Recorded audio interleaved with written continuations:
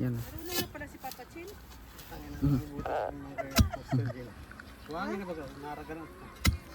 Nabutas nga niya yung kay Amor. Sa wakak. Di ba man yung kay Amor? Madali man lang yung butasin eh. Bayo. Butas naman na yun. Tusok na lahat. Ano pa pa Chen? May tubig pa ba? Yan, isang magandang hapon po sa inyong lahat at welcome po sa ating channel, Mr. J, the PWD. Ang taong may kapansanan pero may pangarap sa buhay. So tara po, samahan niyo po ako at i-update po natin itong mga inassign sa atin, no? Or kung kinamanage sa atin na mga property. So dito tayo muna kay Kuya Renny. Yan. So palike po ng video na ito. Yan, nandito si Mary, si Uno, at hindi ko kilala yung isa. Bagong tuta na Rhea. Yan. So magandang hapon po again. At ito nga ang update na yon dito sa sa lote na ito ay ayan, nagawa po sila ng pamuste, no? Pamuste. So isa pa lang ang nagawa nila kasi nga ay wala pong kuryente dito, wala pang kuryente. So makikonnect na kami diyan kila Rhea.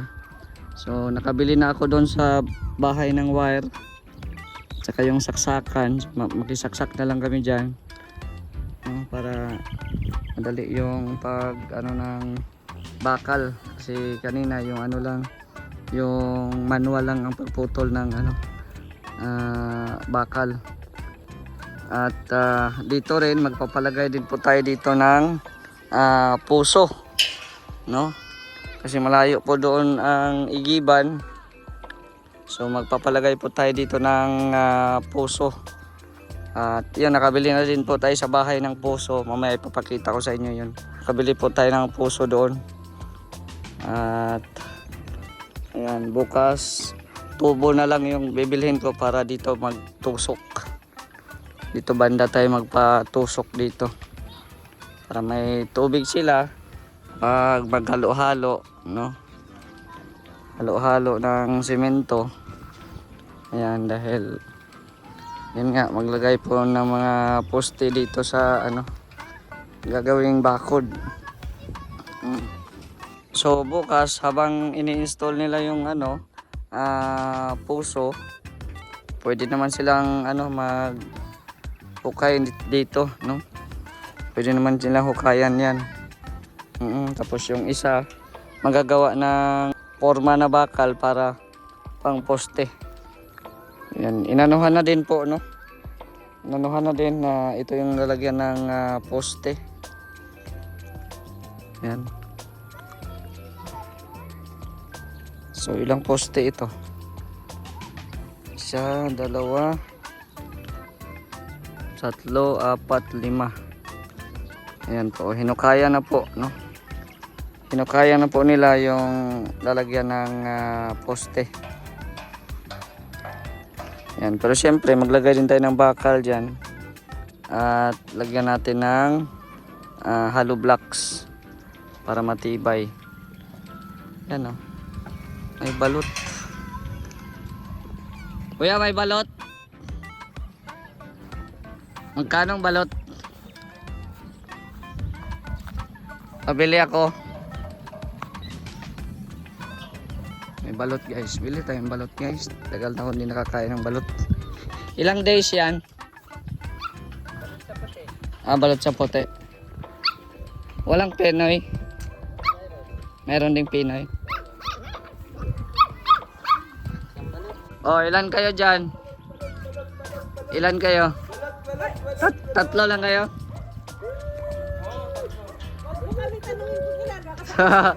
Uy. Bali, 6, 8. 8? Oo. 8 balot. Wala eh. Nag-ano na eh. Golden white egg. Ito spotted egg. Spotted egg. Togo egg man yan. Spotted yan.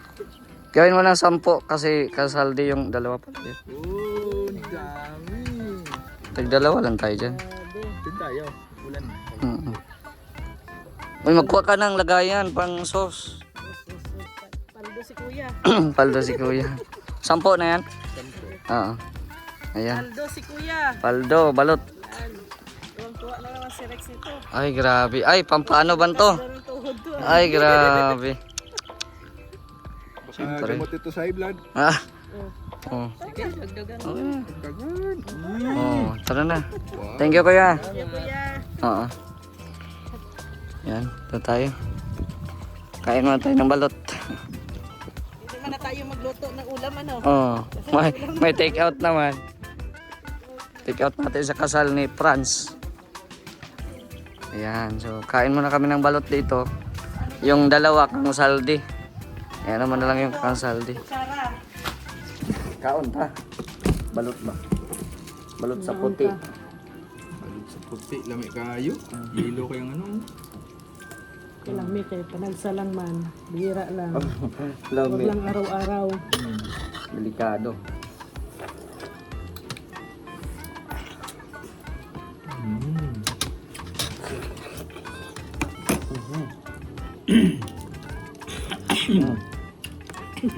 Ano kuya? Manghuli nyo. Ano nyo? Mahal din ang suka. Sarap yung suka niya, eh, no? Hindi guys, sa iba na matamis. Suka na po. Kani mo yung sarap. Ay, boy! Hindi bitaw siya matamis, no? Hulog pa. Yung suka dito matamis ay. Hmm. Sa amin kasi, maasim talaga, na maanghang. Yung suka. Kasi sa balat. Suka talaga sa Tuba. new. Tuba. Tuba.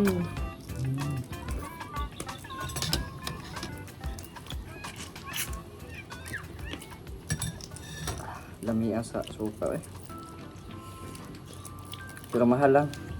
Ito lang to. 30 na. Ay, ano pala to, puti. Balot yan? Itlog man yan. Hmm? Bira. Pinoy ata yung na ano mo ah. Pinoy. Di mali lang yung pag-ano niya. Panis. Pinoy. Di yan ano. Amerikano. Pinoy. Dalawa. Sabi ang bilis ba? Di mo kumukha og puti kay di man makadulot ako ang ipon. Dahil man.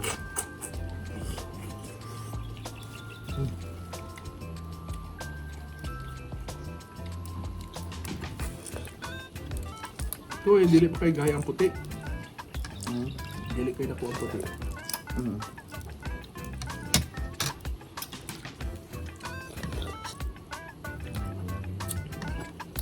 Ito Lami. masarap, lagay mo ba kayong puti? Meron kayong puti dyan na? Ako na. Yan oh, ito. Di ko man yan ano. Ganyan ang puti. Tirador ng puti. Meron pa, kuya, kuya. Meron ba? Naku, mahal. Dili talaga mga ano.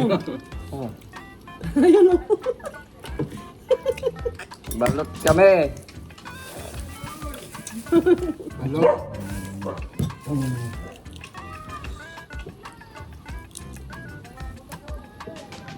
Diyan sa ano, magbotos kayo? Doon oh. Sa likod ng bahay. Sa malayo lang sa septic tank. May septic tank dyan, ano ba? Ewan, tingnan mo daw kung septic tank ba yan. Butas sa tubig. Ito sarap. Bakit nagbutas? Sa tubig. Hmm.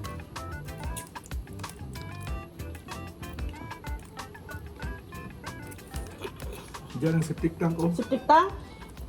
Hindi, lagay mo lang dyan sa gitna. Wait lang, mamaya. Wait lang daw. Kain muna ako.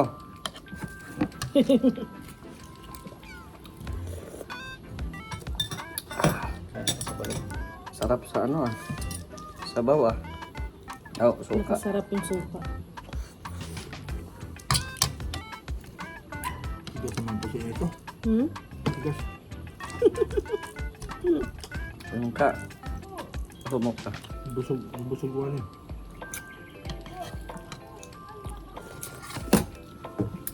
Alam niya ay. Yan. Saan? Septic tank niya? Ah, so di pala tayo pwede dyan. Ha? Yan, yung may buhangin. Oo. Septic tank to? Ayan. Dyan? Ha? Buhangin dyan? Pwede naman. Huwag mo lang isagad masyado sa ano. Diyan na lang at may septic tank pala dyan sa kabila. Paano mo natin ibubutas yan? Ha?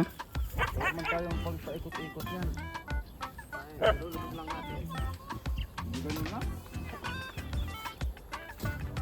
Hindi lang. Maulan man ngayon, matabunan pa rin.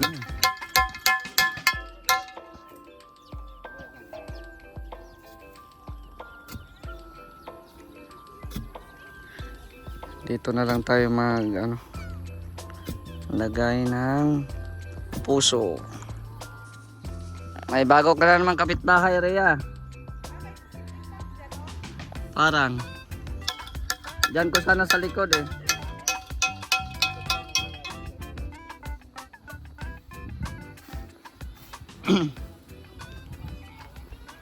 Ay pasingawan ba ka dyan, Rhea, oh? Oo. Kaya di tayo pwede dyan.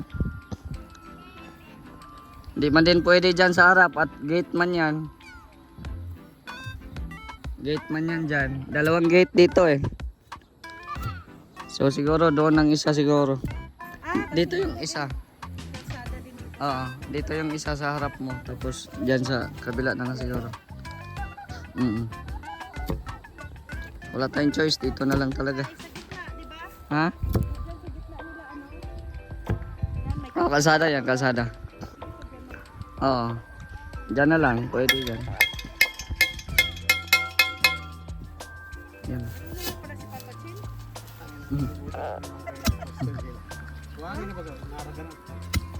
Nabutas nga niya yung kay Amor. Sa wakak. Ano naman yung kay Amo? Madali man lang yung butasin niya. Layo. Butas naman na yun. Tusok na lang. Ano pa Pachin? May tubig pa ba? Oo, timing ay mag-init ang ano niyo. Tusok. Kunat na. Sana yung tubo niyo. Wala ba? Wala pa. Tusukan lang. Bukas na lang. Kasi baka may ginto. May ginto yan ah.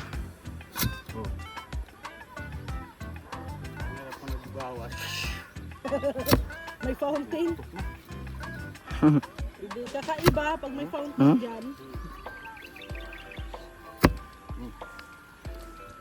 Sinagad mo na. Dito, ano? Saka mababaw dito ang area. Tigas na. Kaya yan ipapachihin. Para sa gin. Para sa gin.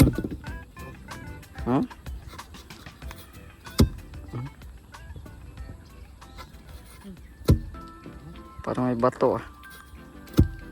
Baka may ginto.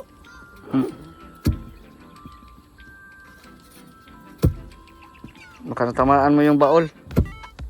Baka nandyan nakabaon ang ginto. For sure.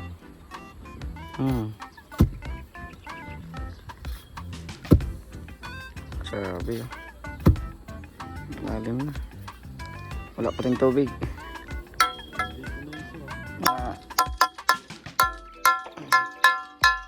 Buhangin na ba kaya no? Malalim kasi ano, init.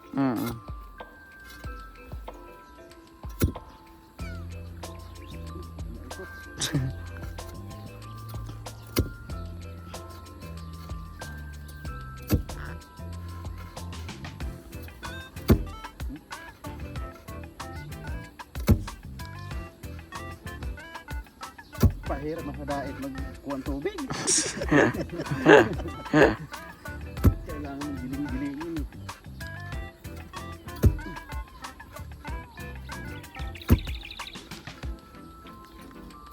Hindi mo pa nakuha yung tubig. Parang walang tubig ata dito, Rhea. Meron yan. Sa inyo meron? Oo. Para wala ng tubig doon kay Maria.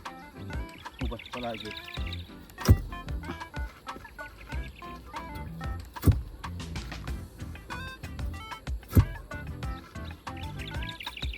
Sir Maria, pahirapan ng tubig doon. Ano? Baka dito din. Tubig dito. Ang paraan.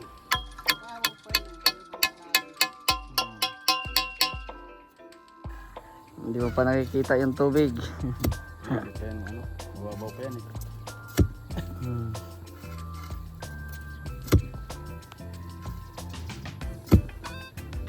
Yan, so yun na po, no? Kasi maambon.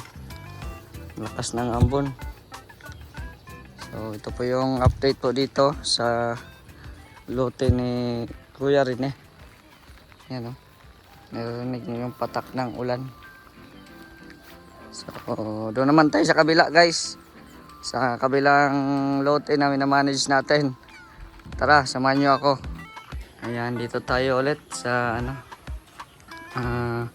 pinapagawang bahay ni Ma'am Bertus dito sa likod ng ating bahay.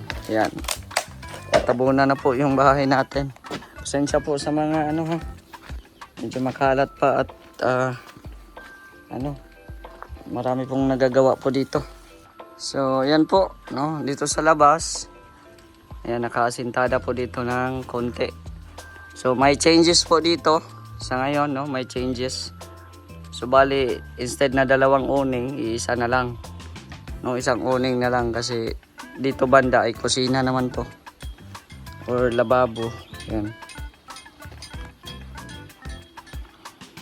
So ito, nakasintada na rin po dito sa likod.